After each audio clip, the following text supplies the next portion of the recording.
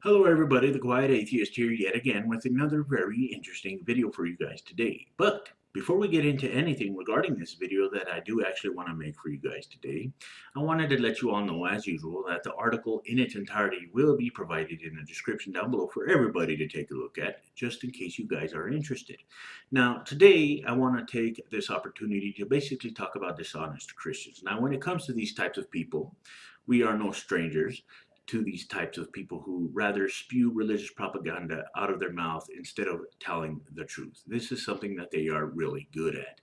This is something that they completely excel at.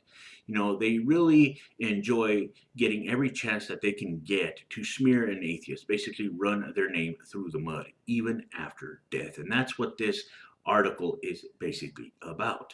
Now, I want to bring up a situation that happened in the past.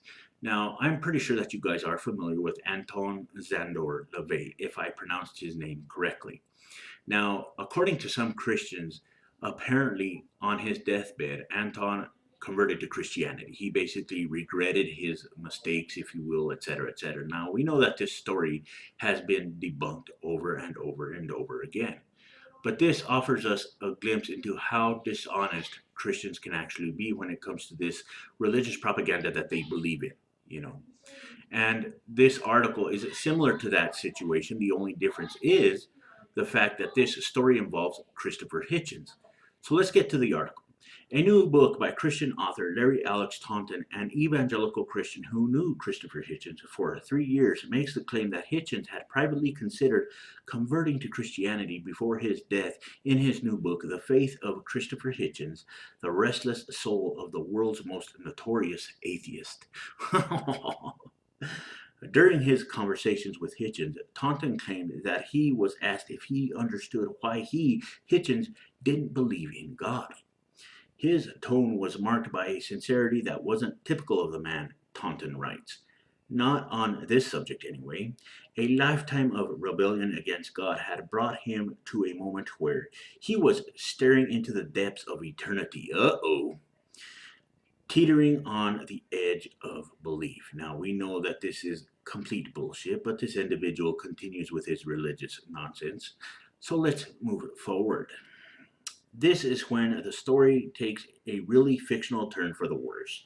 Taunton, who alludes strongly to Hitchens' conversion, acknowledges in his book that he has no reports of a deathbed conversion for Hitchens, but continues to speculate that the author of God is Not Great sought out the church before his death in 2011. So this individual admits that he has no evidence, but he continues to push forth this narrative. He continues to push forth this propaganda. This is typical of people like this. You know, it's simply ridiculous. And we are going to move forward now. At the end of his life, Christopher Hitchens' searches had brought him willingly, if secretly, to the altar, Taunton writes at the end of the book. Precisely what he did there, no one knows, according to Taunton.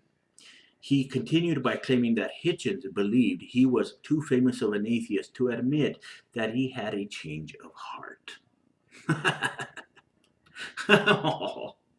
You know what? You know what I wish, guys? I wish that Christopher Hitchens was still alive, basically, because then he would bring that hitch slap down on these people so fucking fast, it wouldn't even be funny, and rightfully so.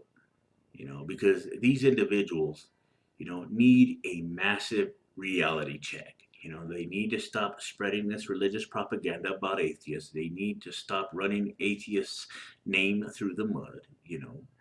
And that's all there is to it. These individuals are never going to stop, unfortunately, because they thrive on telling lies. They thrive on trying to sell people a fake disease so that they can give them the fake cure, even if that means running a good man's name through the mud. This is pathetic, and it will continue to be pathetic. It will never change. The approach made by these Christians will never change. It will always be underhanded, and it will always be immoral as far as I'm concerned.